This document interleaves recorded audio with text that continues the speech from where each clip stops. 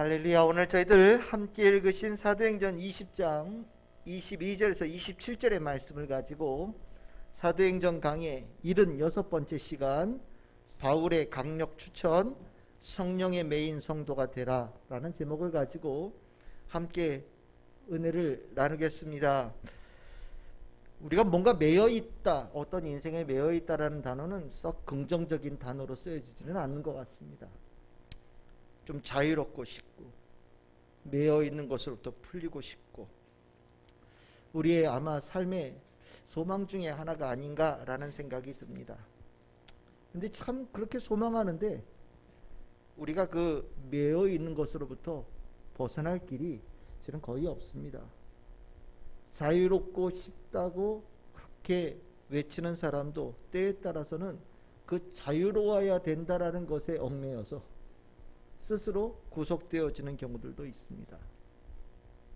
누군가는 무언가에 매이기 싫어서 무언가에 끌림을 당할 때마다 도망가는 경우들도 있지만, 실은 엄밀하게 얘기하면 모든 만물에게는 끌어당기는 힘이 있고, 우리에게는 나는 가만히 있어도 무언가가 우리를 이미 끌고 가서 묶어놓은 것을 우리 인생에서 벗어날 길을 찾지 못합니다. 우리가 무엇으로부터 매어 있는 것으로부터 벗어날 길이 없다면 우리에게 실은 남은 길은 좀 더 묶여 있을 바에는 뭔가 좀 더 귀한 것으로 묶여 있고 더 아름다운 것과 함께하는 삶이 되어지는 것을 선택하는 길밖에 우리에겐 남은 것이 없다라는 생각이 들기도 합니다. 쓸모없는 것, 또 때에 따라서는 정말 가까이에서는 안 되는 것에 묶여 있는 삶, 허다합니다. 때로는 중독이라고도 표현하기도 하고, 또 그것에 묶여서 벗어날 길이 없는 사람들에게는 폐인이 됐다라고 얘기도 합니다. 참 그런 단어들이 붙는 그 묶인 것들마다 악하거나 때에 따라서는 아주 일시적인 국한되어진 가치만 주는 쾌락의 것들이 그런 단어에 붙는다라는 생각이 듭니다. 가만히 있고 싶어도 무언가가 우리를 계속해서 끌고 가서 우리의 마음속에 돈과 욕망과 출세와 때에 따라서는 약물과 같은 것들과 마음의 미움과 원한 등에 끌려가는 인생들을 삽니다. 참 좋은 것이 우리들을 끌고 가면 참 좋을 텐데 그러지 못하는 것들이 우리의 인생의 현 주소입니다. 바울도 무언가에 끌리는 삶을 살았습니다. 그런데 바울 자신의 삶을 이야기할 때 늘 한결같이 하는 단어가 하나가 있는데 그게 무엇이냐? 오늘 제가 설교 제목으로 잡았던 성령에 매여 있는 삶, 이 삶을 본인의 삶을 규정할 때 쓰는 중요한 단어입니다. 사도행전 20장 22절에 보시면 나는 성령에 매여서 예루살렘으로 간다, 이렇게 얘기하고 있습니다. 성령에 매였다라는 것, 성령에 결박되었다는 것이고, 성령 안에서 구속되어졌다는 것이고, 완전히 성령에 끌려진 삶, 딱 붙어있는 삶을 이야기를 합니다. 좀 더 쉽게 말하자면 바울의 인생을 끌고 가는 주체는 오직 딱 하나 있는데 그 딱 하나가 바로 예수 그리스도 그리고 성령님이라고 얘기하는 겁니다. 다른 것에는 전혀 영향을 받지 않는 삶, 그 삶을 바울은 자신의 삶을 규정할 때 사용하고 있습니다. 바울은 이렇게 성령에 매여 있다라는 이 표현을 조금씩 다른 식으로 표현하기도 하는데, 빌립보서 3장 12절에는 이렇게 표현하고 있습니다. 내가 그리스도 예수께 잡힌 바 된 그것을 잡으러 달려가노라, 이렇게 표현합니다. 이게 무슨 소리냐면 나를 붙드신 예수 그리스도를 붙잡기 위해서 앞으로 달려간다, 이렇게 표현하는 겁니다. 바울이 자기를 뭐라고 표현했느냐? 예수 그리스도가 자기를 붙잡았다. 나는 예수께 잡힌 바 되어진 인생이다라고 표현했어요. 이게 아까 얘기했던 성령의 매인 인생과 똑같은 의미를 가지고 있는 겁니다. 그래서 이것을 조금 또 다르게 표현하면, 바울은 편지를 쓸 때마다 자기를 소개할 때 반복해서 쓰는 표현 중에 하나가 무엇이냐? 예수 그리스도의 종이라는 표현입니다. 로마서 이제 1장 1절에도 편지를 쓰면서 예수 그리스도의 종 바울, 이렇게 자기를 표현하거든요. 예수 그리스도의 종, 성령에 매여 있음, 예수에 잡힌 바 되어진 것, 다 같은 단어예요. 바울은 자기 인생을 나는 예수에 딱 매여 있는 삶 이렇게 표현합니다. 그러면 이 매여 있다라는 이 표현이 바울은 부정적인 단어로 썼겠습니까? 그렇지는 않은 것 같아요. 바울은 이 매여 있다라고 하는 것을 굉장히 자랑스럽게 생각하고 긍정적으로 표현하면서 이 단어를 쓴 겁니다. 우리는 이 바울이 언제부터 성령에 매이고 예수에게 잡힌 바 되어지고 예수 그리스도의 종이 되었는지 우리는 바울의 일생을 어느 정도 알고 있기 때문에 짐작되어지는 부분이 있습니다. 바울은 그 누구보다도 호기심이 많았던 사람이고요. 진리에 대한 탐구열이 굉장히 강했던 사람입니다. 한마디로 얘기하면 내 인생을 걸만한 수많은 것들의 헛된 것들이 나를 내 인생을 끌고 가려고 할지라도 그것으로부터 벗어나서 가치 있는 것에 의미 있는 것에 진리의 자기의 인생을 딱 매이기 위해서 온 땅을 찾아다녔던 사람 중에 하나입니다. 그런데 그의 인생에 참 예기치 않은 사건이 온 거죠. 자기 생각에는 세상에서 가장 악한 사람들을 미혹해서 죽음으로 이끌어가는 것이 거짓 선지자 예수의 이야기다라고 생각했지 않습니까? 근데 어느 날 자기가 가장 악하다고 생각했던 그 예수 그리스도를 만났죠.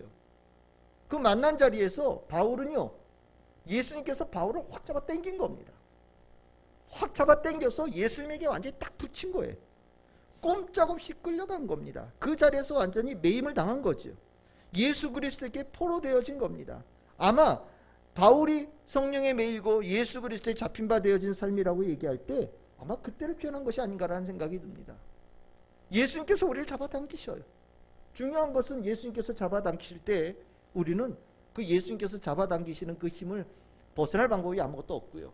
실은 예수님께서 우리들의 삶을 탁 잡아당기실 때 우리들의 인생이 아주 극적으로 변화되어지는 아주 중요한 삶의 순간이라는 것은 우리 바울의 삶을 통해서 분명히 알게 된 것 같습니다. 그러면 바울은 그 예수께서 자기를 잡아당겨서 예수에게 딱 묶었을 때 그것을 불행하다고 생각했겠느냐? 전혀 아니지요.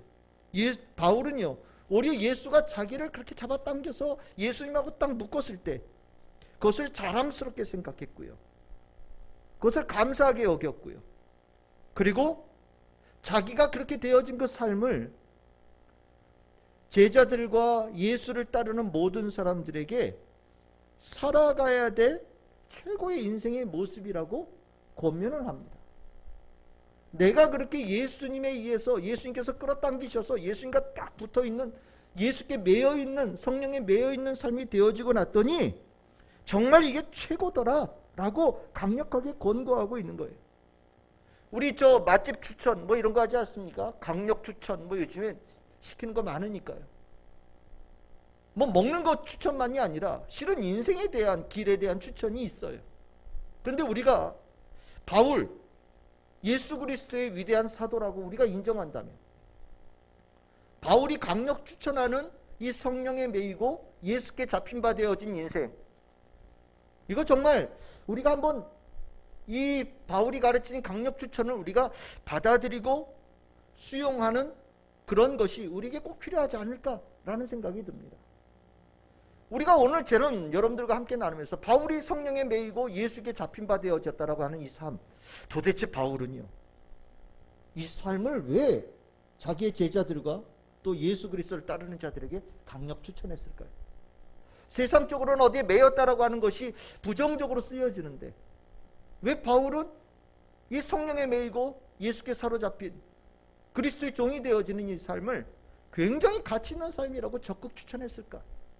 오늘 저희들 여러분들하고 그 내용을 나누면서 여러분들도 이 바울의 이 정확하고 또 아주 분석적인 이런 내용들에 대해서 여러분들이 받아들이시면서 여러분들이 오늘 설교를 듣고 난 다음에 여러분들도 성령에 매인 바 되어지는 삶을 소망하고 예수께 잡힌 바 되어진 삶을 소망하고 예수 그리스도의 종 되어진 삶을 선택할 수 있는 우리 성도들이 다 되기를 소망합니다.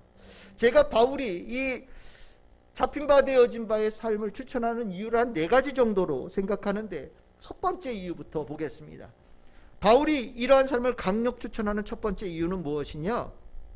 바로 지긋지긋한 죄의 묶임에서부터 풀려났기 때문에 바울은 이 예수에게 묶이고 성령의 매인 삶을 강력 추천한 것이 아닌가라고 저는 생각을 합니다. 우리가 삶을 참 이 죄라고 하는 것이 삶을 얼마나 이게 망치는지요. 이 죄라고 하는 것이 삶을 얼마나 고장나게 하는지는 인생을 살고 나면 알아요. 죄를 즐길 때는 그것이 그렇게 인생에 큰 파장을 일으킬지 모릅니다. 처음에 샀을 때는 고장 잘 안 나죠. 그런데 이게 젊을 때 그 죄 가운데 이렇게 살아갔던 것들이 나중에 아주 시간을 두고서 오랜 시간 동안 끊어지지 않게 영향을 주어서 인생을 망가뜨리는데, 아니 굴러가야 될 자동차가 굴러가지 못하고 멈춰야 될 자동차가 멈추지 못하고 가야 될 곳을 가지 못하고 제기능을 하지 못하는 그런 것처럼 인생이 그렇게 되어져요. 벗어나고 싶죠. 그 인생의 굴레, 인생의 짐으로부터, 잘못되어진 고장난 삶으로부터 벗어나고 싶어요. 문제가 있다는 건 나중에 알게 됩니다. 하지만 벗어날 방법이 없어요. 벗어날 능력이 나에게 없어요. 어떻게 해야 벗어날지 알지를 못합니다. 그래서 고민만 하는 거예요. 근심하기만 하는 거죠. 바울이요. 바울도 그런 사람이었다라고 자기를 고백합니다. 바울이 자기에 대해서 아주 솔직하게 고백하는 것이 로마서 7장 24절에 나옵니다. 바울이 자기의 인생을 어떻게 고백했느냐? 오호라 나는 곤고한 사람이다 이렇게 표현합니다. 내가 그랬었다라는 거예요. 이 곤고한 사람이라는 게 무슨 의미냐? 벼랑 끝에 서 있는 인생을 얘기합니다. 한 발짝만 딱 내디면 떨어져 죽는 거예요. 그렇다고 돌아서서 갈 수도 없는, 몰려서 뭐 맹수에게 몰리든 적군에게 몰리든 뭐에게 몰려서 쫓겨갔는데 벼랑 끝에 딱 서 있고 여기도 갈 수가 없고 저기도 갈 수가 없는 그 상황 속에 있는 것이 곤고한 사람이라고 하는 표현이거든요. 이 가운데 이 바울은요, 벗어날 길을 찾지를 못해서 정말 헤맸던 사람이라고 자기를 표현합니다. 빛이 왔는데도 불구하고 빛을 몰라보았고, 생명이 왔는데도 불구하고 생명을 알지 못했던 삶이 바로 자기의 삶이었다라고 얘기하고요. 심지어는 그 빛이신 예수 그리스도, 생명이신 예수 그리스도를 박해하는 일에 자기가 나서는 정말 이 땅의 인생 중에 가장 위험한, 가장 악한 사람으로 우뚝 설 수 있는 상황 속에 자기가 있었다라고 고백하는 거예요. 자기가 그랬다라는 겁니다. 그런데 자기에게 은혜가 임했다라는 겁니다. 아까 얘기했던 다메섹으로 가는 그 길에 예수님께서 그에게 오셔서 어떻게 하셨습니까? 끌어당기셨다라는 거예요. 그에게 죄가 그를 붙잡고 있고 죄가 자석처럼 그를 탁 붙여서 떨어지지 않게끔 했었는데, 무엇으로도 죄로부터 떨어질 수 없었던 곤고한 나의 인생이었는데, 예수님께서 내 앞에 딱 나타나는 순간, 예수님께서 나를 땡기셔서 예수님에게 딱 붙이는 순간, 무엇으로도 떨어질 수 없었던 죄로부터 떨어지는 역사가 자신의 삶 속에 일어났다라고 자기를 표현하는 겁니다. 예수님의 그 힘이, 그 당기는 힘이 죄에 당기는 힘보다 월등하게 세더라. 그래서 예수님께서 나를 당겨주셔서 메어주셨을 때 나는 비로소 죄로부터 벗어날 수 있었고 어둠으로부터 벗어날 수 있었고, 다시는 죄가 나를 아무리 당기려고, 나를 다시 끌어당겨서 죄에다 붙이려고 아무리 노력할지라도 예수께서 나를 꽉 붙잡고 계신 힘이 월등하게 강해서 죄의 권세가 내 삶에 도저히 역사할 수 없는 은혜 입은 삶이 되어졌다라고 바울이 표현하는 거예요. 우리가 그 죄의 그 지긋지긋한 것을 젊은 어린 사람들은 잘 모를 거예요. 근데 죄 속에 깊이 파묻어서 머리서부터 발끝까지 겉턱 속까지 완전히 죄에 쪄들어서 살게 되어진 인생은요, 정말 이 죄라는 것이 인생의 지긋지긋한 짐이에요. 족쇄예요. 벗어날 길이 없어요. 죄에 그 쪄들려 있는 모습을 사람들이 다 알고 있어요. 그래서 나를 사람 취급하지 않아요. 나를 다 멀리해요. 어디에 가서도 대접받지 못하고 어디에 가서도 인정받지 못하는 삶입니다. 누구도 나를 사랑하지 않아요. 나도 알아요. 하지만 벗어날 길이 없어요. 그런데 예수께 묶이게 되어졌더니 그 속까지 들어있던 죄의 색깔이 싹 빠지고요. 머리부터 발끝까지 물들었던 죄의 색깔이 완전히 사라지는 역사가 일어났다라고 바울은 표현하는 겁니다. 그래서 바울은요, 이 예수님의 은혜를 이렇게 표현해요. 고린도에서 7장 22절에서 23절입니다. 우리 같이 한번 읽어봅시다. 시작. 주 안에서 부르심을 받은 자는 종이라도 주께 속한 자유인이요, 또 그와 같이 자유인으로 있을 때 부르심을 받은 자는 그리스도의 종이라. 너희는 값으로 사신 것이니 사람의 종이 되지 말라. 아멘. 여기 뭐라고 되어 있습니까? 우리가 그 죄로부터 우리를 예수님께서 끌어당기실 때 어떻게 하셨느냐? 바울은요, 그걸 뭐라고 표현하냐? 값으로 사셨다라고 얘기를 하고 있어요. 무슨 값입니까? 십자가의 값이다라는 겁니다. 예수님께서 우리를 당기실 때 단순하게 그냥 호기심으로 당긴 것도 아니고 우연하게 당긴 것도 아니라는 거예요.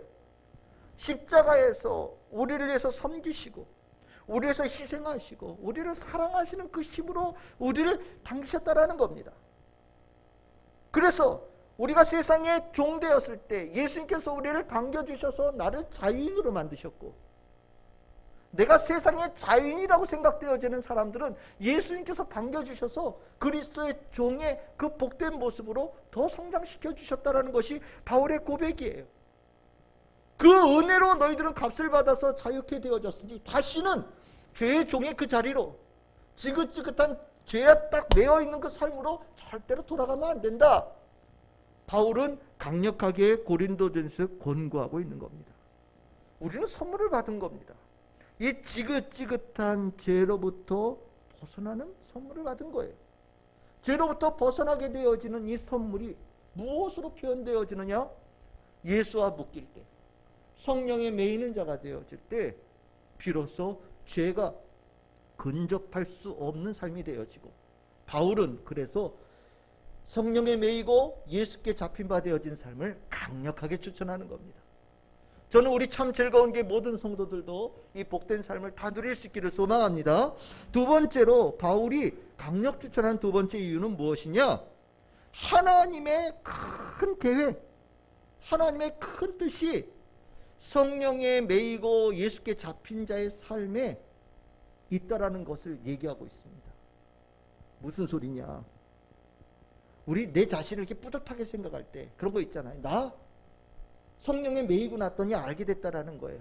하나님의 큰 계획이 있는 사람이야.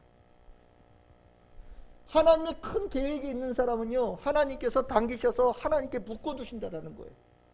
예수님의 큰 계획이 있는 사람은요, 예수님께서 그냥 두지 않으시고 예수님께서 끌어당기셔서 예수님과 묶으신다라는 거예요. 성령의 큰 뜻이 있는 사람은요, 성령께서 그냥 두지 않으시고 끌어당기셔서 예수님과 메어놓는 자의 삶으로 만드신다라는 겁니다. 그러니까 이 계획이 있다라는 것, 내가 묶였다라는 것은 하나님의 큰 계획이 있다라는 것과 똑같은 내용이다라고 바울은 얘기하는 거예요. 갈라디아서 1장 14절 15절에 보시면 바울이 자기 얘기를 하면서 이렇게 표현합니다. 내가 그때 몰랐다고 얘기하는 거예요. 내가 그때 몰랐는데 지금 와서 보니까 내 어머니의 태로부터 나를 택정하시고 그의 은혜로 나를 부르셨다는 걸 알았다. 이렇게 표현합니다. 내가 그때는 그냥 뿔난 망랑이처럼 막 돌아다니면서 무슨 이상한 짓들 많이 하고 다녔었는데 내가 이렇게 성령에 매이고 예수께 매인 자, 사로잡힌 자가 되어지고 났더니 와, 이게 그냥 되어진 게 아니야. 내 안에 하나님의 뜻이 있어. 예수님의 뜻이 있어. 근데 이 뜻이 언제서부터 있었냐? 아주 오래전서부터. 내가 태어나기 전서부터, 어머니 뱃속에 있을 때부터 하나님께서 나를 이미 눈여겨보셨고 알고 계셨고 내 안에다 계획을 집어넣으셨고, 나는 그거 몰라서 막 천방지축 돌아다녔지만 하나님께서 나를 찾아내시고 그냥 두지 않으시고 끌어당기셔서 예수님에게 꽉 붙이시고 성령의 메인자로 나를 만드셨다라고 표현하는 거예요. 묶이고 봤더니 그제서야 하나님의 큰 뜻이 내 안에 존재한다는 것을 내가 알게 되어졌다고 얘기하는 겁니다. 여러분 잘 생각해 보세요. 직장 다니면서 직장 상사가 아니면 직장의 사장이 나를 불러서 내가 자네에게 큰 계획이 있네. 내가 자네 10년 뒤에 20년 뒤에 내가 이런 일을 맡기고 싶네. 내년에 내 당신을 통해서 이런 일을 이루고 싶네. 아마 그런 얘기를 여러분들이 들었다 칩시다. 여러분들 어떠실 것 같습니까? 아마 여러분들 겉으로 표현 안 해도 다 알 거예요. 발걸음도 달라지고요. 일하는 태도도 달라지고요. 생각도 달라지고요. 아마 주변의 사람들이 당신 뭐 있어? 저 사람 뭐 있나? 이런 생각이 들 정도로 완전히 다른 삶을 살게 되어지는 겁니다. 똑같아요. 하나님의 뜻이 나 안에 있다. 하나님의 계획이 나한테 있다. 그것도 막 임시로 하나님께서 오늘 만든 게 아니라 옛날서부터, 내가 존재하기 전서부터, 어머니 뱃속에 있기 전서부터 하나님께서 계획을 가지시고 이 땅에 나를 보내셨고 그것을 이뤄가기 위해서 하나님께서 나를 부르셨다는 것을 깨닫게 되어지는 순간 인생을 살아가는 맛이 달라지는 거고요. 인생을 살아가는 활력이 달라진다는 거예요. 바울 성령에 매이고 났더니 이제서야 인생 살아가는 힘, 기쁨 뭔지 알게 됐다라고 얘기하고 있고 그 삶을 추천하는 겁니다. 하나님께서는요, 하나님의 일을 맡기신 사람들을 이렇게 부르셔요. 구약성경에 보면 이렇게 부른 유사한 사람이 하나 있는데 그게 누구냐면 예레미야라고는 예언자입니다. 예레미야 시작하면 하나님께서 예레미야 예언자를 부르는 걸로 시작하는데 1장 5절에 이렇게 얘기합니다. 내가 너를 모태에 짓기 전에 너를 알았고 내가 배에서 나오기 전에 너를 성별하였고 그래서 너를 여러 나라의 선지자로 세웠다라고 하나님께서 예레미야에게 말씀하셔요. 참 이 뭐 어마어마한 하나님의 큰 말씀을 하시는 거죠. 아주 오래전서부터 이거예요. 하나님께서 메인자, 하나님께 붙들어지는 그 축복이 있는 거예요. 여러분들 주님께서 여러분들 붙으셨습니까? 여러분들 성령에 매여 계십니까? 여러분들 우연히 된 게 아니에요. 하나님께서 여러분들이 가진 계획이 있어서 붙으신 겁니다. 그래서 여러분들이 가야 될 길을 여러분들이 무엇을 했는지 다 알고 계시고 여러분들이 그 뜻을 하나님께서 이루어 가실 거예요. 그래서 바울은요 추천하는 거예요. 특별한 사랑받은 자라는 증거이기 때문에. 그것도 아주 오래전서부터 매이고 잡혔다라는 것은 부담이 아니라 그것은 특혜 중에 특혜다라고 말씀하고 계시는 겁니다. 그래서 여러분들도 성령에 매이고 예수께 잡힌 바 되어진 것을 바울처럼 자랑하고 기뻐하고 감사할 수 있는 성도들이 되기를 소망합니다. 세 번째로 바울이 강력 추천하는 세 번째 이유가 무엇이냐? 하나님의 능력으로 살아가는 삶이 되어진다라는 겁니다. 인생을 살면서 참 내가 힘이 세면 얼마나 좋아요. 내가 알아서 길도 뚫고 길도 만들고 문제도 해결하고 뭐 그럴 수 있는 힘이 나에게 있다면 제가 늘 자주 표현하는 거지만 제가 이게 겉옷을 하나 딱 벗으면 이 가슴팍에 S자 하나 이렇게 딱 붙어 있어서 슈퍼맨처럼 하늘도 날아다니고 힘도 엄청 세서 뭐 지구도 막 돌리고 이럴 수 있는 능력이 된다면 얼마나 좋겠어요. 근데 우리는 잘 생각해 보면 내 인생 하나 끌고 가기도 참 벅차요. 부모가 되어져서 가장 힘든 게 뭐냐? 갑자기 이게 내가 짊어져야 될 인생이 생긴 거예요. 나도 힘든데, 나도 내 인생 끌고 가기 힘든데 내가 책임져야 될 인생이 생겼다. 와, 이거 뭐 엄청난 부담감이죠. 그래서 요즘에서 그래서 그런지 몰라도 결혼들을 잘 안 하려고 그래요. 남자는 여자의 인생 가는 게 이렇게 짊어지고 가는 게 부담스럽다. 여자도 남자 짊어지고 가는 거 부담스럽다. 애 낳으면 또 인생 부담스럽다. 왜 이런 일이 벌어집니까? 내 능력의 한계를 절실하게 느끼기 때문이에요. 요즘의 현대사회가 인간의 축약, 축소, 왜소하게 되어짐의 세대입니다. 아무 힘이 없어요. 그런데 참 신기하게 예수님께 묶이고 사로잡히고 성령에 메인바 되어진 삶은요, 내 힘으로 살지 않아요. 하나님의 힘이 그 묶인 곳을 통해서 공급되어져서 하나님의 힘으로 사는 자가 되어집니다. 아까 예레미야 하나님께서 부르셨다고 그랬죠. 그런데 예레미야가요, 이 부르셨다라는 것에 엄청난 부담감을 느꼈어요. 그래서 1장 6절에 보면 거절합니다. 하나님 그렇게 말씀하시니 제 마음이 무너집니다. 이렇게 표현합니다. 슬픕니다. 저는 어립니다. 말도 할 줄 모릅니다. 저 하나님께서 맡기신 일을 감당할 방법이 없습니다. 어떻게 온 열방의 선지자로 제가 갈 수 있겠습니까? 저 불가능합니다. 그때 하나님께서 그래? 내가 사람 잘못 찾았구나. 딴 데 가봐야지. 이렇게 얘기하지 않으셔요. 뭐라고 얘기하십니까? 네가 네 힘으로 일을 하냐? 내가 너에게 말도 주고 내가 너에게 갈 수 있는 능력도 주고 네가 가서 해야 될 모든 것들을 내가 공급해 주겠다라고 예레미야에게 약속하셔요. 그게 7절에서부터 10절까지입니다. 너는 아이라 말하지 말아라. 내가 너를 누구에게 보내든지 너는 가면 된다. 내가 무엇을 명령하든지 너는 말하면 된다. 두려워하지 말아라. 내가 너와 함께해서 너를 내가 지키겠다, 구원하겠다 라고 말씀하셔요. 그리고 하나님께서 손을 내밀어서 예레미야의 입에다 손을 대시고 내가 네 입에다 내 말을 넣어준다 라고 말씀하시고 내가 너를 왕국 위에 내가 세울 거다. 너 보고 혼자 쓰란 얘기 안 한다. 내가 세울 거다. 그리고 너는 거기에 서서 잘못되어진 것은 뽑고 잘못되어진 것은 깨트려 버리고 파멸시켜 버려라. 넘어뜨려 버려라. 그리고 내가 너에게 다시 또 능력을 줄 테니 잘못되어진 거 깨트리고 난 다음에 옳은 것을 세워라. 옳은 것을 심어라. 내가 너에게 모든 것을 주겠다라고 얘기하셔요. 자연인은 아무 능력이 없어요. 어린아이는 이 자연인이죠. 아무 능력이 없습니다. 하지만 성령에 매이고 예수께 잡힌 바 되어진 자는요, 능력의 사람이 되어지고 축복의 사람이 되어져요. 하나님께서 그에게 힘을 주시기 때문입니다. 바울이요, 20장 26절에서 27절에 보시면 이런 얘기를 합니다. 내가 깨끗하다라고 표현해요. 내가 깨끗하다. 이게 무슨 표현이냐면 자기가 맡은 바를 다 수행해서 자기는 하나님 앞에 당당하다는 얘기를 하는 겁니다.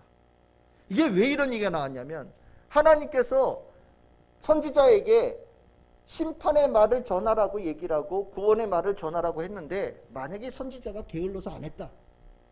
그래서 그 심판받을 사람이 회개의 메시지를 듣지 못하고 심판받으면 그 피값을 누구에게 묻겠느냐? 선지자에게 묻겠다라고 얘기하셨어요. 그러니까 이 선지자들은요, 내가 혹 말씀을 전하지 않아서 하나님께 심판을 받을까 봐, 내가 혹 게을러서 제대로 말씀을 전하지 않아서 그들이 회개하지 못해서 하나님의 심판을 받을까 봐 늘 언제나 부담감을 가지고 사는 거예요. 여러분들 주의 종들이 부담감이 있어요. 여러분들 다 잘한다 그렇게 얘기해 주면 정말 좋겠는데요, 저도 사람인지라 여러분들이 싫다고 하는 거 저도 싫어요. 여러분들 다 잘한다 그러고 격려하고 좋은 얘기해 주고 힘주고 가면 좋겠어요. 그런데 하나님의 말씀은요, 옳은 것을 얘기하셔요. 여러분들이 각자의 마음에 흡족한 것을 얘기해 주기보다 여러분들에게 옳은 것을 얘기하라고 하나님께서 말씀하시거든요. 그러다 보니 주의 종들은요, 그 책임감을 다해야 되는 거예요. 전할 때 그 얼굴이 일그러지고 싫어하는 눈빛이 눈에 보여요. 해도 주의 종은요, 주님께서 보내셨으니 가서 그 말을 하는 겁니다. 주의 종들에게 아마 저는 다 했으니까 당당합니다라고 얘기할 수 있는 사람은 아마 없을 거란 생각이 들어요. 거의 없을 거다. 근데 바울은요, 그렇게 얘기합니다. 나는 다 했어. 어떻게 이럴 수가 있을까요? 바로 그가 성령에 매여 있었기 때문입니다.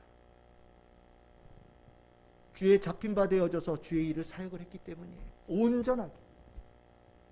그래서 하라는 모든 것에서 충성을 다했던 자가 되어졌기 때문에 바울은 자기의 사역에 대해서 이렇게 당당한 거예요. 바울이 왜 성령에 매이고 예수께 잡힌 바 되어진 삶을 강력하게 추천하느냐? 우리가 아마 주님 앞에 서는 날, 이 성령에 매여 있고 주님께 잡힌 바 되어진 자만이 아마 주님 앞에서 칭찬받는 자가 되지 않을까라는 생각이 들어요. 왜냐하면 하나님의 능력으로 살고 하나님의 뜻으로 살고 하나님의 뜻을 이루어가는 삶을 살기 때문입니다. 이것밖에 방법이 없어요. 내 노력으로, 내 힘으로 하나님 앞에 가서 저는 당당합니다, 다 했습니다 라고 얘기할 우리는 힘과 능력이 없습니다. 오직 성령에 매이고 오직 예수 그리스도께 잡힌 바 되어져서 주님께서 주시는 뜻과 주님께 주신 능력으로 삶을 살아갈 때에만 주님 앞에 가서 저는 주님의 모든 것을 이루어가는 통로 역할을 하고 왔습니다 라고 나를 주님 앞에 소개할 수 있는 우리의 모습이 되지 않을까라는 생각이 들어요. 그래서 바울은 권면하는 겁니다. 이렇게 살라고요. 우리 참 즐거운 게 모든 성도들도 그렇게 살아갈 수 있기를 소망합니다. 네 번째입니다. 강력 추천하는 이유가 뭐냐? 바로 성령에 매이고 예수께 잡힌 바 되어진 삶이 되어질 때 부활의 성도가 되기 때문입니다. 부활의 성도가 된다는 얘기는 이걸 다른 말로 표현하면 두려워할 것이 없는 삶을 살게 된다라는 거예요. 여러분들 주께 묶여있고 매여있을 때 우리의 삶, 우리의 죽음 모든 것이 다 그리스도와 완전히 연계되어집니다. 자연인인 나는 죽으면 죽는 거예요. 살아있으면 살아있는 겁니다. 근데 우리가 예수 그리스도와 연결되어지면 죽음도 생명이 되어집니다. 죽음도 부활이 되어집니다. 왜냐하면 예수께서 부활하셨기 때문입니다. 그래서 자연인으로 죽음이라고 하는 것은 정말 만나고 싶지 않은, 때에 따라서는 저주와 같은 두려움의 대상일지 모르지만 예수에게 묶인 바 되어지고 성령에 매인 바 되어진 성도들은요, 죽음도 감사가 되어질 때가 있고 승리가 되어질 때가 있고 유익이 되어지기도 합니다. 바울은 이것을 이렇게 표현했습니다. 빌립보서 1장 20절에서 21절입니다. 나의 간절한 기대와 소망을 따라 아무 일에든지 부끄러워하지 아니하고 지금도 전과 같이 온전히 담대하여 살든지 죽든지 내 몸에서 그리스도가 존귀하게 되게 하려 하나니 이는 내가 사는 것이 아니라 사는 것이 그리스도니 죽는 것도 유익함이라. 이렇게 표현합니다. 바울은요, 죽음이라는 단어가 더 이상 두려워하지 않는 단어가 됐어요. 너 죽인다? 그러면 우리는 그 자리에서 아유 다 가져가세요 이렇게 표현할 텐데, 왜? 죽인다라는 단어는 가장 무서운 단어니까. 근데 바울은 너 죽인다? 그래도 바울은 이렇게 얘기하는 겁니다. 괜찮아요. 저는 예수님과 묶여 있어서 부활할 거예요. 나는 죽음이 곧 생명입니다. 죽음 또한 영광이 되어지는 사람이 되었습니다라고 자기를 소개하고 있다라는 거예요. 고난의 터는 힘든 터죠. 근데 바울은 얘기하는 거예요. 고난이 오히려 복음을 전하기 참 좋은 터로 되어졌다라고 얘기합니다. 그에게는 어려움이라는 단어도 다 하나님께서, 예수님께서 선한 역사를 바꿔하는 터로 이미 바꿔 놓으셨기 때문에 무엇을 만나든 걱정하지 않아요. 어두운 골짜기를 갈지라도 두려워하지 않는 자가 되어지는 겁니다. 내 인생의 폭풍과 몰아쳐도 이 가운데 주의 뜻이 있다는 것을 알고 있어요. 그리고 이것을 통해서 하나님께서 영광 받으신다는 걸 알고 있습니다. 왜냐고요? 폭풍한 가운데 들어갈 때 나는 나 혼자 들어가는 것이 아니라 성령에 매여 있고 예수께 잡힌 바 되어져서 주님과 동행하며 그 자리에 들어가고 있다는 것을 알기 때문이지요. 이건 완전히 살아가는 모습이 다른 겁니다. 두려움을 벗어날 수 있는 길이 있다면 아마 우리의 인생의 색깔은 완전히 달라질 거예요. 바울은 이 두려움을 벗어난 자의 삶을 가지고 오늘 읽었던 본문 사도행전 20장 22절에서 24절, 나는 성령에 매여서 예루살렘으로 간다라고 얘기합니다. 이제 우리가 계속해서 보겠지만 예루살렘으로 갈 때 사람들이 다 말렸어요. 왜냐하면 거기에 가면 결박이 있어요 라고 얘기합니다. 환란이 있어요 라고 얘기합니다. 가을 꽁꽁 당신 묶일 거예요. 당신 고통을 당할 겁니다. 당신 감옥에 갇힐 거예요. 당신 맞을 겁니다 라고 얘기를 해요. 근데 바울은요, 세상에 매이는 것에, 묶이는 것에 두려워하지 않았어요. 왜요? 이미 이전에 성령에 매여 있었기 때문입니다. 괜찮아. 나는 성령에 매여서 가는 거야. 그 길, 주의 뜻을 이루는 과정이야. 내가 그 길을 끝까지 가야 돼. 또 갈 수 있어. 주께서 가라고 날 격려하셔. 나는 성령과 매여서 가는 삶이니까 내 인생의 끝은 주께서 책임지셔 라고 하면서 그 길을 걸어가는 삶을 산다라는 겁니다. 우리가 부활의 성도가 된다는 것은 바로 이런 거예요. 살면 살수록 불안해지고 두려워지는 것이 엄밀하게 보면 인생이에요. 나이가 한 살 한 살 더 먹어가면서 우리에게 다가오는 것이 뭐 다른 게 있습니까? 죽음이 다가오는 거예요. 한 살 한 살 더 먹어가면서 피할 방법이 없어요. 그런데 한 살 한 살 더 먹어가면서 더 감사하고 더 기쁘고 더 평안한 삶을 살 수 있는 길이 있다. 야, 이거 완전히 똑같은 인생을 살아가면서 완전히 다른 삶을 사는 거 아닙니까? 어떤 자에게 이런 역사가 일어나냐고요? 성령에 매이고 예수께 잡힌 바 되어진 사람. 이 역사가 일어난다는 거죠. 그래서 바울은 강력하게 추천해요. 너희들은 성령에 매인 삶, 예수께 잡힌 바 되어진 삶을 꼭 살아야 된다고 권면합니다. 이제 말씀을 정리하겠습니다. 바울은 자신의 삶을 에베소 장로들에게 불러서 얘기하면서 이렇게 여러 가지 조언을 하는 가운데 자기의 삶을 에베소 교회 장로들, 에베소 교인들, 그리고 초대교회 교인들, 그리고 오늘 살아가는 모든 성도들이 함께 가는 길이 되기를 우리에게 권면하고 있어요. 세상에서는 매였다라고 하는 단어가 굉장히 부정적인 단어처럼 보일지 모르지만 성령에 매이고 예수께 잡힌 바 되어진 삶은 가장 멋진 삶이라고 바울은 얘기합니다. 오늘 현충일 아닙니까? 나라에 충성한 그 인생, 숭고한 인생을 기리는 날입니다. 참 하루를 쉬어가면서 나라를 위해서 충성을 다한 사람들을 기린다. 그들의 인생이 귀하다라는 거죠. 이 땅, 이 세상에 나라를 위해서 인생을 바친 사람들 이렇게 기리는데 여러분들 하나님, 예수님, 성령님의 충성되어진 삶 주께서 여러분들에게 어떻게 대하실지 여러분들 상상이 되십니까? 그 인생이 얼마나 귀하게 여겨지는 인생이 될지 여러분들 상상이 되십니까? 이 땅에 충성되어져서 숭고하다라고 평가하는 것과 차원이 완전히 다른 모습이 있을 거라는 생각이 듭니다. 우리가 어떻게 이 땅을 살아가야 되느냐? 성령에 매이고 예수께 잡힌 바 되어져서 이 지긋지긋한 죄의 묶임에서 벗어나는 삶, 그리고 특별한 혜택과 특별한 선물, 하나님의 큰 계획이 내 안에 있다라는 이 확신을 가지고 살아가는 삶, 그리고 내 능력이 아니라 하나님의 능력으로 살아가는 삶, 그리고 두려울 것이 없는 부활의 성도가 되어지는 삶, 바로 바울의 삶이었고 우리에게 강력 추천하는 삶이다. 오늘 저는 여러분들에게 이 말씀을 전합니다. 여러분들 어디에 매여 계십니까? 여러분들의 삶을 영향을 주는 것들이 무엇이 있습니까? 다 헛된 것들입니다. 매여 있던 것들로부터 풀려나기를 바랍니다. 그것으로부터 풀려날 길은 오직 예수 그리스도, 오직 성령님 밖에 없습니다. 오직 성령님과 예수 그리스도에 매여 있는 삶이 되기를 바라고, 죽어도 살아도 예수 그리스도밖에 없는 성도가 되어지기를 소망합니다. 강력 추천합니다.